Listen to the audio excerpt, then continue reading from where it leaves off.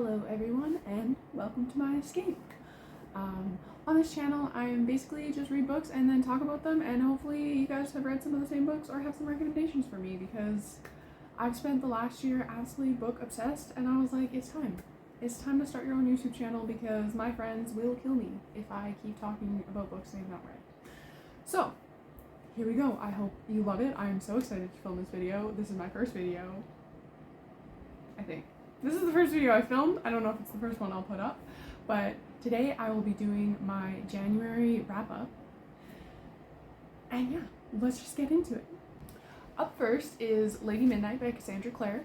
My brother got me this for Christmas, and it was actually the only book I got for Christmas because I'm a big mood reader, so I don't know what I want to read next. I don't know how anybody else is supposed to guess what I would want to read next. So all my family was like, we're not even gonna try. And I was like, facts. And my brother got me this and it was knock out of the park. I love this world. I love this copy. It's gorgeous. I know it's just like your basic store-bought copy, but I like the overhang. I love the binding. I am obsessed with this thing. I think for the rest of Christmas all I did was walk around holding this thing. So shout out to him because I don't even know how he knew. But yeah, so I read it, and although it's really pretty and I was really excited, I only gave this 3 stars. I still love the world, like the Shadowhunter world, and you know, everything they do. But this was a little too romance based for me, I guess. I just don't care about Emma and Jules or Julian. I don't care if they get together. I really don't care. Like the romance for me, I don't know how to tell you that I don't care. So how much it was focused on in this book kind of detracted from the fact that, you know, they're like hunting demons and trying to stop this like serial killer and stuff like that. It just felt a little short. Also, this book got way riskier than I was expecting, and I was not prepared, nor did I enjoy it going there, because what? Also sand? No, just no. And I don't really care about Emma, and I know people love Emma. I know. I just don't really care about her. I love Jules. I love Jules. I love his character. I love his kind of back and forth on really what does it mean to be good kind of thing, and I really hope the series continues to like lean into that, and to what extent can you go for your family before it's like morally corrupt. I really do hope that the series will lean into that and lean into Jules, and I love him. What a yes. Emma, I don't really care about. She's kind of annoying. She was like, I need to get my revenge. And then that just kind of like petered off. And I was like, you said that this is what has been driving you to live for the last 5 years. And then it kind of like disappeared. I don't know. She just felt like it was a lot more tell than show with Emma, where with Jules it was a lot more show than tell. And I appreciate that. So unfortunately, it was a 3-star read, but I will be continuing with the series for sure. I just now need money to buy the rest of the series, so there's that. My second read of the year, I actually started in the summer of 2022, but I live away for school, so half my books are back at home, and I had to wait till Christmas to finish it. So I do have this book in a physical copy, but not where I go to school. Also, I only gave it 3 stars. I was really excited for this one, and I did love like the world building and the mythology and all of that, and I was entrapped in that aspect of the story. But the characters fell flat for me. Sabine was so annoying. And I understand that could be well, it probably is a personal preference, because she does have like good character aspects and she does add to the story. But to me, it wasn't enough for how irritating her chapters were. I just didn't care. I really didn't care. Also, Bastion, however you want to say that, did not like him, and he's half of the romance, and I did not like him. He was just, no. Also, the romance between them, like, it really should have been, like, they have the fork, so it's, like, enemies to lovers, forced proximity, like, all that, captor captive, they had the time to evolve some feelings, or, like, develop some feelings, and then they didn't, and then suddenly it was like, we're enemies, we hate each other, we're gonna kill each other, and then,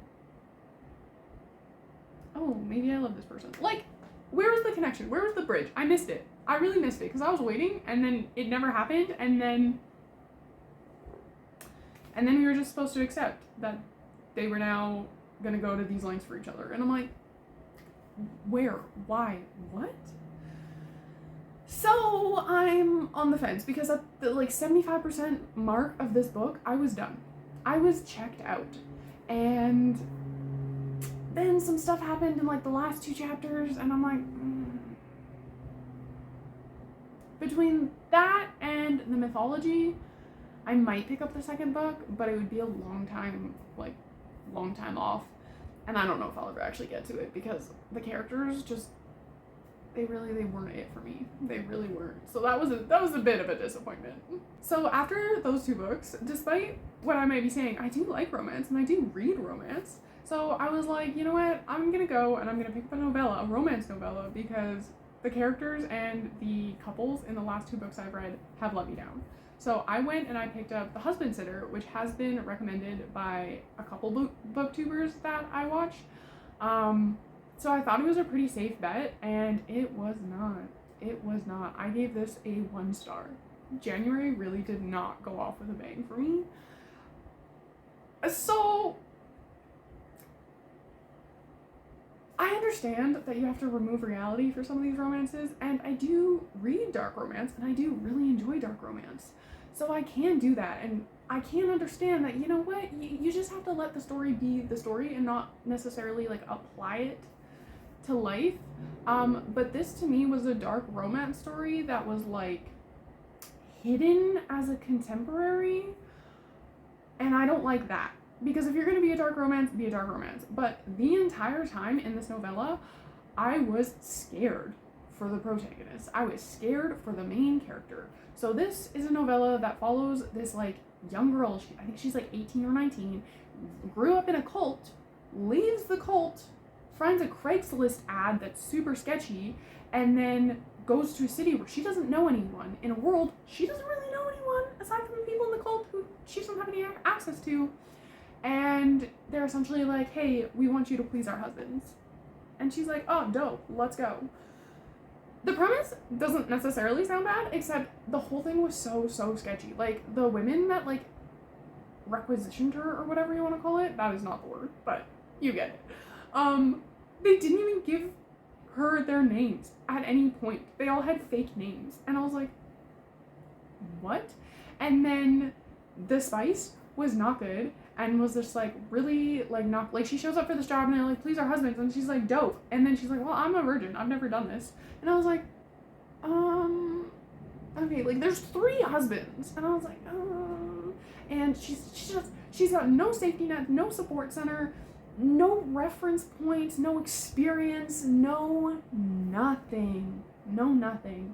And then she goes to see the first husband, loses her virginity in a big smash, and there was like nothing about that, and then she was just ready to go have sex with the next one like the next day. And I was like, I'm concerned for your health. Like, I'm concerned. This was not it. This was not it. And I don't need like a big like virginity matters or anything like that. Like, it's a construct, we don't really care. But the way the first time went down, I was like, you must be hurting. Like, you must be hurting. And nope, next day she goes to the next husband, and then I was like, and then the next one was so creepy. Like, the third guy was so creepy to me. And again, I've read dark romances, okay?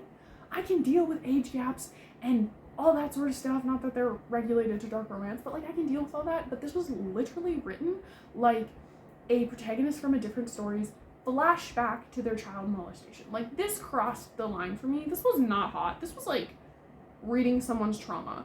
And I was like, took it too far. You took it too far. You took it too far. You took it too far. And I didn't like that. It was not it. There's not a single aspect of this book that I liked. So following along with the same vein, I went and checked out Mr. Wrong Number from the library. Well, online library. Because I had like a hold on it and it had finally come up because I'd been wanting to read this for a while. I saw it like months ago, but it kept, like, it had so many holds on it in the library. So it came up and I was like, you know what? I've been excited to read it. It's a romance, so maybe I will like root for this one. It's a contemporary, so I shouldn't have that like gross feeling. I was like, I felt gross after The Husband Sitter. I was like, I did not enjoy this. This was not for me. So went and picked up contemporary romance, Mr. Wrong Number. And then I gave it 2 stars. This was not what I wanted. This was not what I wanted, okay? I am a sucker for texting in books, or like emailing in books, or messaging back and forth, because I love dialogue. I love any book with a lot of dialogue. And I know that's not some people's tea or take, but I love it. So Mr. Wrong Number is about anonymous texters who start to hit it off and like develop a relationship through texting, not knowing who the other person is. This anonymous aspect only lasted like 2 days or something like that. And then like one side knew who the other one was and was just like, well, I'm not going to text them anymore because like that's inappropriate, because it's like his best friend's little sister or something. Okay, like good for him, because you know what, we are about consent, and I feel like if you did know that the other person wouldn't be comfortable with like you knowing these things that they're texting you, okay, stop the conversation. But from the reader's perspective, I was like, you're kidding me. I am reading a book called Mr. Wrong Number and you've decided on the second day of texting that you're just gonna stop? Really? So they did obviously like text after that, but like it was very sporadic. It wasn't what I wanted. And then when the relationship was actually developing, like there was no communication. There was no communication. One character would do something that would piss the other character off, or like make them feel like self-conscious or uncomfortable or something like that. And that character would take a step back, but they would never explain what had gone on to the like offending character. So that character never knew. And then the offended character, I don't remember their names, I'm sorry. The offended character would just be like, okay, I'm just gonna forgive and forget, and we're just not gonna talk about it. And then the cycle would repeat because they never actually established what was upsetting the other person. Ever. Even in the end, they still didn't have it established. And I'm like, you have no communication between the two of you guys. Like, this is not a lasting couple. This is not a lasting couple. This is a booty call at best, and I still don't even really like it. Also, the book couldn't decide if it wanted to be spicy or if it didn't, because there was a couple spicy scenes and then a couple where it was like fade to black. And I know that sometimes spice can like overrun if you describe like every time they get together, which is fine. So then just don't have it fade to black. Just be like, oh, you know, and then they had hooked up last night or something. Like, do something else, because the way it was like jumping back and forth, and I was like, pick one, okay? Spice or no spice? Spice or no spice? But this like middle thing just isn't it for me. I don't like it. So that was a letdown, and honestly, I forget I read this book. I wanted to read it for a long time, and I consistently forget that I've read it, and it's only been a month, or like 2 weeks. Consistently forget I had read it. Like when I was doing up my list of the books I read this month, I saw that was on there, and I was like, oh yeah. Just, it's nothing. It was nothing to me. Okay, from there, I went and I picked up a reread for me. So I picked up The Maddest Obsession. I read that early-ish in 2022. I only gave it 3 stars originally, so why did I pick up a 3-star read when I wanted something that I knew I was gonna like? I don't know. But I picked it up because I felt like it, and I knew I was gonna like it, and the rest of January had kinda let me down. So this was a romance that I could actually root for. It is a dark romance, or I don't know if you'd call it a dark romance, it's a mafia romance. And it follows 2 characters, Gianna and Christian.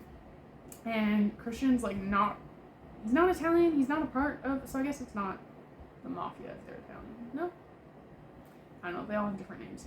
But he's not a part of like the mafia world in the sense that he's not connected to them, but he is a corrupt FBI agent that works with them, so he's like in that realm. And then Gianna is like on her like 3rd husband from the mafia, because she was like born into it, and there's like all this other stuff. It's like a whole thing. But we love characters that go to therapy. We love it, okay? Both of these characters are in therapy. You get scenes with, I don't think scenes with her in therapy, but like she like mentions what she talked about in therapy, and then you do get scenes of like him in therapy, and the connection between them, it makes sense. They have like similar past traumas, similar experiences. They kind of live in the same world. They understand the world that they live in. They kind of have that connection, but they're also like very much opposites, and that makes it fun. Because when you have characters that are so opposite, they have nothing in common, I'm like, why are you pursuing each other? What is the interest here? But this one, it's like, they do connect, but then they're also opposite, so it just made for tension, and it made it fun. So this picked up in January for me, because I knew I was gonna love it, and I did. Shocking. So from there, I picked up a really random book. Okay, I obviously watched BookTube, because, hello. And I was watching the book Refugees, like, best reads of 2022, I think it was called. I'll link it down below. I love her content. Do we read the same books? No, not really. But I love watching her content. For some reason, the way she talked about Intrigue Me, I was like, I have to pick this up. So I did, and I don't know why. Because it's kind of a historical romance. I don't know if I can call it that, but I'm going to. It's the closest thing to historical romance I've ever read. It's not really my genre. And it was a Beauty and the Beast retelling, and I don't think I've read a Beauty and the Beast retelling. So I really don't know what about this book, all the ones she has talked about, that I'm like, that is the one. But that was it, and that is why we love BookTube. So pick it up, loved it, gave it 4 stars. It was a great read. Lou and Ballard, they made sense. Like, they made sense. They complemented each other, like their personalities complemented each other, and then they were also funny together, and like didn't take, like, they were just, it was a mature relationship, and I do believe like they were like mature characters. Well, he's like, we know how men be. He's like 400 years old or something like that, but she was like 30, I think, and she was a widow, so like she's had like a past marriage and stuff, so like it was a much more mature, not really angsty relationship, but it did develop in a really like wholesome, loving way that I adored. And she's not like, you know how Beauty and the Beast is like Captor Captive? Captor Captive is not my favorite. So she wasn't like Belle in the retelling. She was, and no characters were named Belle, but like she was Belle's older sister that accompanied her to the castle. So she didn't even actually really have to be here, but she's like, you know what, my sister has to be here, so I'm gonna stay and make sure everything's like above board. And then she was also like, okay, so her sister is like being courted by the Beast's son. It's like a whole thing. So that's why like they're there, and the sister's like, I'm gonna like protect my sister's like innocence and all that, which is kind of like, but like historical romance, okay. And then she's like, but I don't really have to protect mine because I'm a widow, so I'm not a virgin anyways. And then she just goes at it, and I'm like, you know what? We love. I loved her character. I loved how she approached situations, and I love how she wasn't like necessarily likable in like the traditional sense where she's, you know, she's sweet or she's shy or, you know, she's like really, really witty. Like she was a person. Like she felt like a person that you come to like enjoy and respect, kind of thing. And I loved her. Ballard was really freaking cute and funny, and I had so much fun reading this one. So anyone feeling it, go read that one, because it was honestly a blast. I don't think it's on Kindle Unlimited. I think I actually did buy that ebook. Yeah, I think I did, but I don't think it's that expensive, and it's definitely worth it, and now I have it forever, so it's a win. Fuck Me Secretly was my next one. Why did I pick this? I don't know. I picked this up because I saw a comment on Booksta, and a reel on Booksta, and I was like, this looks fun. That whole thing about reading to your taste, I don't, because I know I don't like sports romances. Like, I know I don't like them, and obviously Fuck Me Secretly is a sports romance. It is what it is. I picked it up. Did I like it? No, I gave it 2 stars. I don't like sports romances for very specific reasons, okay? My 3 main reasons are: 1, there are never enough stakes. Like, to the relationship, to the secrecy, to the fake dating, to whatever it is, whatever they're trying to do, there are never enough stakes for me. I'm like, this was unnecessary. You've gone to extremes for no real reason. There's nothing preventing you from being together to any extreme that would like deeply affect your life. Like, there's no real conflict. You're like making it up and blowing it out of proportion. And I don't love that. The second one is, I find the characters to be immature and annoying. I just do. And I think that's possibly because a lot of athletes are immature and annoying. It's just the type. It was it's like the consequences of the experiences of their life. So I don't love that. That might be like true to the world, but like I don't love reading about them. And the third one is the sports aspects themselves are lacking. And I'm like, did you do any research? Like, just in general. Like, sports romances in general. I'm like, did you do any research, or have you ever actually had any experience with the sport? Because what you were saying makes no sense. Makes no sense. Or they set it up so that one character is like a professional athlete, and then they never talk about the sport or like the competitions or the games or like whatever the sport is. They never talk about their experiences in the sport or their friends from the sport. Like, there's nothing. And I'm like, for a professional athlete, the sport is kind of important. Like, it kind of needs to be there, and it's just not. And this book kind of hit all three of my irritating points.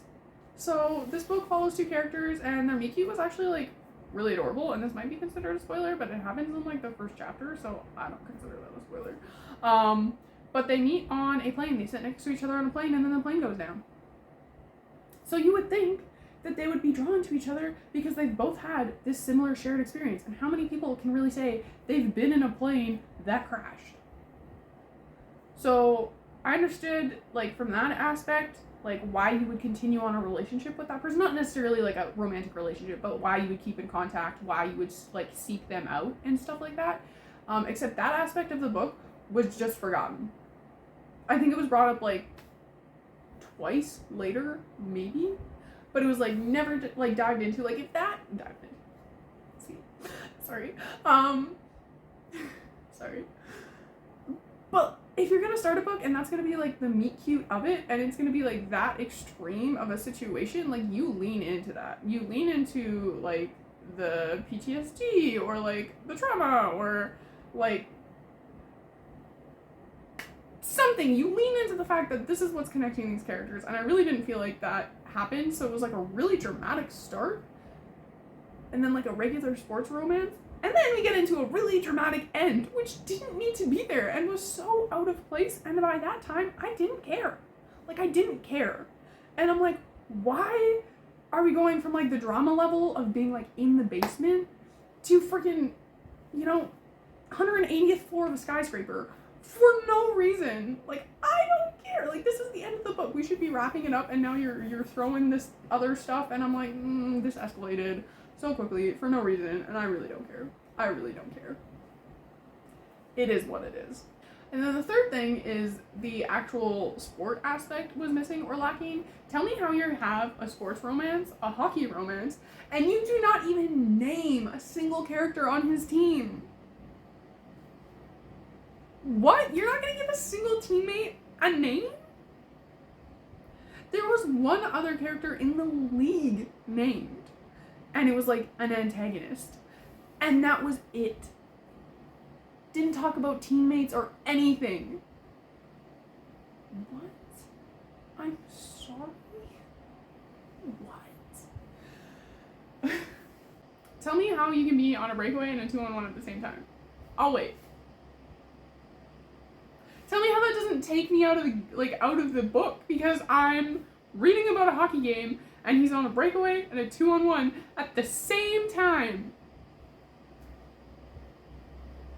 I reread that paragraph like 4 times trying to figure out what was going on. Still don't know. It's not the same thing. You can't just call it the same thing. Like, it just, the sport didn't make any sense in the book. She has her job because of nepotism, and she's like, I know I have my job because of nepotism, and then she gets like mad and upset when other people are like not respecting her because they know she got her job because of nepotism. Like, you didn't earn your job. Why would they respect you? And some characters, like, they do take it too far, absolutely. But I'm like, in general, like, you knew walking in, like, you had that whole inner monologue, and then when people actually were like, oh no, like, we don't respect you because you didn't earn this job, she was like, meh, and I was like, I don't care. Okay. I did kind of love the couple, which is why it wasn't like a 1 star for me. They did have some cute moments, and I did feel like they had chemistry despite how, like, insta-lovey it was. But I just... no. This review is all over the place. Honestly, I think when I first, like, put this up there, like, on Goodreads, I gave it 3 stars because I think I had, like, some fun moments reading it or something, or I was in, like, a good mood, or also the bar for January has just been so low. But then when I was going, like, thinking back on it, I was like, yeah, no. So I knocked it down to 2 stars, and then after filming, like, after saying all this out loud, I'm like, you know what, that might be a 1 star read for me, because the only parts of the book that stick with me are the annoying parts, and the parts that don't make sense. So that to me is kind of telling about how I enjoyed the book. So after that, I wanted something with some stakes in it. I really did. So I picked up A Curse So Dark and Lonely, and I have owned this book since August. I got it used, and it's in, like, flawless condition. I love used books. I really do. And I loved this one. Thank God. Thank God. Because January was not going well. But I picked this one up because I wanted, like, I was feeling, like, Fae challenge, you know? Like, I was feeling sword fighting and, you know, like, give me some stakes that are death. That's where I want the level to be. Give me a kingdom that's standing in between this relationship. Something like that. So I picked this one up because in my mind, this was about, like, a fairy challenge. It's not. It says right on the cover that it's a Beauty and the Beast retelling. How did I not know that? How did I not know that? But this is a book that is really, like, divided on Booksta, so I don't know where I absorbed that it was a Fae challenge book, but I had read a lot of Fae last year, so I was like, I need to, like, step away, because now they're kind of just, like, blending into each other, which is why I didn't pick this one up originally, but it's a Beauty and the Beast, so I could have picked it up a long time ago. But despite not having read a Beauty and the Beast retelling, I think, ever, and now picking up my second one in a month, this was also really good. I gave this 4 stars. I don't know why Book Talk is not about it. I'm wondering if it's because the romance is, well, it's not spicy for one, and which is fine with me, but I know that Booksta has a preference for spicy. And the romance, it's definitely a series that will, like, evolve. Like, you don't get the immediate romance in there, which I appreciate, because I appreciate a good slow burn, and I want the characters to make sense together. I want the relationship to make sense. I want them to develop. And if you're going to, like, risk stuff or do stuff or whatever, it better freaking make sense. And this book just did it. It did it all. Plus it had the political intrigue, which I find a lot of, like, so this is, like, I would consider this fantasy, but I feel like a lot of, like, fantasy or romance fantasy lacks the political intrigue or the political systems, and I really appreciate when it's in a book, and this had, like, the perfect amount where it wasn't, like, tedious and boring or repetitive to read.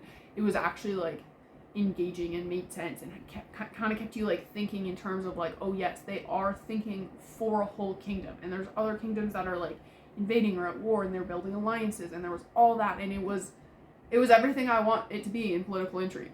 It was everything I wanted it to be. I didn't even know what I needed this book to be, because apparently I didn't even know what it was about, but this is what I needed towards the end of January, was a book like this. And I have, like, a couple things. I don't usually do this, but they were sitting right beside me because I was doing something else. So I, like, marked my favorite part. But I think this part is literally when she goes, not my prince. Because she didn't address him by the title, and someone was like, oh, she was like, not my prince. I don't care. And I love that because I love her. I love Harper in this book. She is a, like, heroine I can really get behind and not find annoying. Like, everything she did had a rationale, and not to the sense where she's overly logical, so she has no emotion, so she wouldn't react like a normal human being, but the fact that what she did made sense both in terms of what she was doing and her character. Like, her actions tracked. Everything about her made sense to her. And I really do love that. I really do love when a character is a character and they mimic people. Because I find it annoying when they step outside their character, or they do random things, and I understand people can be hypocrites and all that. But again, that all like makes sense, and Harper made sense. She was also funny, she was relatable, she would react, she acted how I would act if I was in this situation. That is how I found it, because she was like, what? But then it also got to a point where she's like, you know what, I'm just gonna have to accept this, and if I'm crazy, because she was taken to a different world, so she's like, if I'm crazy, I still have to somehow get through this. So I was like, we appreciate, like, we respect and appreciate. So I loved her. There's also representation in this book, which I think is really important. I don't read many books with like disability representation in them, just because I don't, I guess, personally seek it out. So I like that it is involved in a story that's just a story. You know, it's not a story centered around disability. It's a story with disability in it, and I think that's a really important distinction, because not everything about a disabled person is about their disability. Sometimes, like, they're living life and stuff happens, right? But it's also how the story interacts with that disability, and I thought that they did that so well in the book. I can't speak to how accurate of a representation the disability was, but I did really appreciate, A, that obviously like the author tried, and B, that it wasn't something that like you just forgot. It wasn't like they said it in the first chapter and then never mentioned it again, or only mentioned it when it was like convenient to the storyline. No, it was like there throughout, when it was convenient and when it was inconvenient, and it was just a factor of life. So I really did appreciate that. I would definitely recommend this one. I'm so excited to continue on with the rest of the series, and it wasn't what I expected, but it was what I needed at the time. So after that one, I read Too Tempting. Why did I read this? I read Heat Haven at like towards the end of 2022, which is the first in this series, and it's a novella, and I read it because I was like, I want a spicy novella, and this was a recommendation. So I picked it up, read it, had fun. I'd never like read anything in the Omegaverse, so I was like trying to figure out what was going on and what they were kind of talking about and how this world functions. So that was kind of fun, and it was just what I was looking for at the time. And then I picked up the second book because, despite the cover, we're just not going to talk about it. Yes, I like my characters a little off kilter, a little unhinged, and these ones just, they work. So then I had fun with that one. So December, I picked up Too Tempting, which is like another book in the series, and it took me like 6 weeks to read this, and it's really not a long book, but it felt like it went on forever, and I did not like the characters, and I did not like the relationship, and I hate jealousy. I hate jealousy. There was one character that could not get over their jealousy, and they were like very self-aware about it, and I still didn't appreciate it. It was annoying. All of it was annoying. And then again, they threw in these random like drama points about like domestic violence, and I'm like, this isn't just like a sprinkle on, like, you don't just sprinkle domestic violence on top and call it a day. No, I gave this a 1 star. I don't know if I said that. I gave this a 1 star. Oh my god, was it not it for me. Not it for me. And by the third book, I kind of have figured out the Omegaverse, and I don't think it's for me. Like, everyone read what they want to read, absolutely. But I just don't think the Omegaverse is for me. I spend half the book just nervous about any Omega in the universe, because I know that in this series, like, it's not really played up like how in danger they really are, but how the universe is set up, I'm like, this leaves so much space for like abuse and exploitation, and scary. So between that and then also the spice, the word choice, and again, I get it's an Omegaverse thing, which is why I'm saying Omegaverse is not for me, because I'm sorry, but this is the end of my Omegaverse experience, both because Omegaverse-ish, and then also 1 star because this book was just did not live up to the other two, did not live up to anything not good. So after pushing through Too Tempting, I want something good, because again, the vibes for January were off. I was like, I want something good. Let me see what I have on my bookshelf that I haven't read. Because I did that with A Curse So Dark and Lonely, and no regrets. So I picked up All the Stars and Teeth, which again, I've had for months. This is also used, but it's also like in a really like incredible condition. What can I say about this book? I'm not done it, if that shows you anything, but it's on this list because I don't think I'm gonna finish it. I think I'm gonna DNF this one. But I'm so close to the end. I think I only have like 100 pages left, and I hate DNFing books. But after pushing through Too Tempting, I just don't have it in me to push through this one right now. They're on this trip to save the kingdom, and then they go to a bunch of the like islands in this kingdom, and I don't care. I don't care about a single character in this book. They are all annoying. And I can't say much about the mermaid because she hasn't been in it for that long. That's not a spoiler as well. It lists your 4 main characters right here on the cover of the book. But the main character, and I know I've called a lot of characters annoying in this review because that was just the January vibe. She is entitled, spoiled, naive, ridiculous, rude, but not in like a fun rude. Like I low-key like when my characters are rude. Not in a fun way. She's not rude in a fun way. She's literally just mean and ungrateful for no reason. She bullies her fiance, and like although she like did have a moment where she was like, maybe I shouldn't be so mean to him. I'm like, this is way too late. Like way too late. Like she only thinks about herself. Yet she's all like, I'm doing this for my kingdom. I'm doing this for my kingdom. I'm like, no, you're not. You are doing this for you. She has spent her entire life like training to be like the ruler of this kingdom, and she knows nothing about the kingdom, and yet she hasn't pressed for that any harder.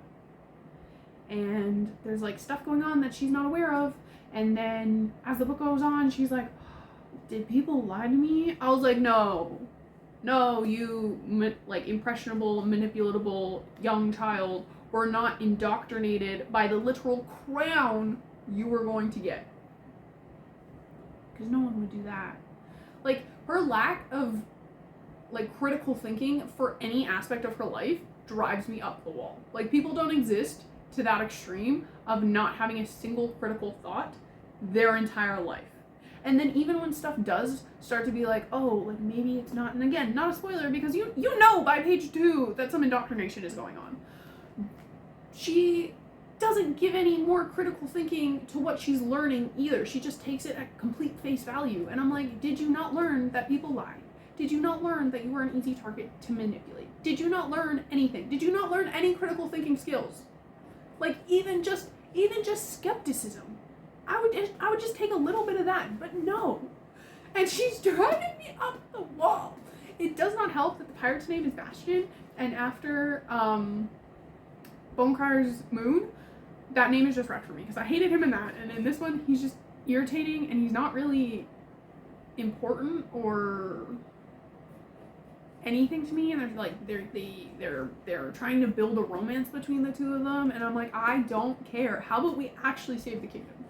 How about we actually help the people you say you're trying to help? Because you both seem selfish, him to a lesser degree, but you both seem selfish, and I have a pretty good guess of like what the reveal is, and I don't care. I don't care. Only DNF'd, I think, 5 books in like my whole Goodreads page, and I really don't want to start off 2023 with a did not finish. I don't really want to do that, but I just didn't have it in me after pushing through Too Tempting to push through yet another book that I wasn't enjoying. But I read for fun. So I was scrolling Booksta, as you do, and I saw a 6-second reel about a quote from a book, and I was like, let me just pick this up. Should I? No, because I have other stuff I should be doing, and I should be finishing that book. But I want to have fun, so I picked it up. And what did I pick up? I picked up Heated Rivalry, which, yes, is another sports romance. Specifically is another hockey romance. I don't know why I picked it up. Yet, in the same month, even after that bad experience with Fuck Me Secretly, I can't even get over that name, I picked up a second hockey romance. Why? I don't know. Guys, I don't know. Okay, I am a mood reader, and I'm very, very persuaded by Booksta. I love Booksta. The amount of books I've read based off of one reel or one quote or one recommendation is insane. So I picked this up, and it follows 2 superstar hockey players. It's a male-male romance, so they're both superstars for different teams, same age, and it follows them over the course of several years. And it was so freaking cute. So freaking cute. I can't even handle it. I gave this 4.5 stars. 4.5 stars. This was everything that I wanted it to be. It was more than I just wanted a decent, fun time to like finish the month off, and it was adorable. When I say it had me screaming into my pillow, it had me like even as I filmed the video, like I'm doing crunches. I've never done so many crunches while reading a book, and the whole time I was like, like I would have a 6-pack if I finished this series. It's a 6-book series, but I think they all are all standalones though, because this is the second one in the series. But it was so freaking cute, and all of my like gripes about sports romances, like those 3 things I listed, they were circumvented in this book. Like, the characters, what was my first issue with it?